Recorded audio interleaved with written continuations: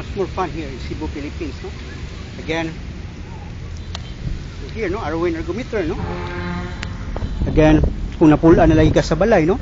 In which nga ang Arwin ergometer is very portable, no? In which I'm here, no?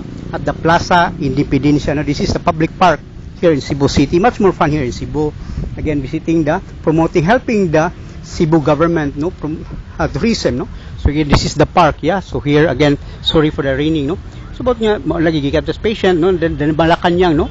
Of the south, in which, here, no, again, Darwin ergometer, like, you can bring you as nga kapuya na mo sa inyong balay so sa four walls, no, in which nga you can bring, no, nga dili lagi ka I don't want nga mawala gini mong Arwin ergometer kay by which, no, mo na siya tambal nga dili tumaron. You can do it is 1 hour continuous without stopping with tension and break, no, and then again we base in the stress test, and then for 3 months, no, again twice a week na siya, you can do that, then continuous for 1 hour, then mawala ayaw like we'll see laboratory test, no, pasado sa lab test, no, again. So here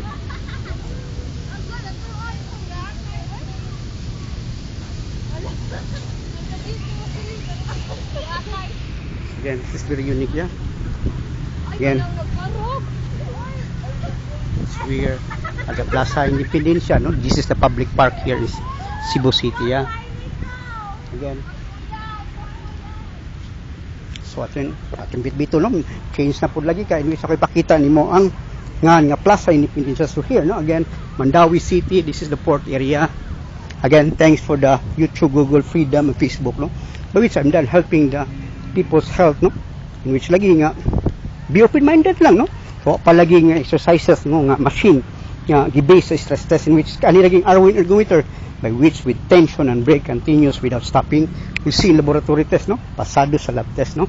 So again, here is the Plaza Independencia. This is the tourist spot. So here in Cebu, there you are, yeah, Plaza Independencia, Cebu City, Philippines, with Arwin ergometer. Again, Arki Satina po, naka Arwin ergometer.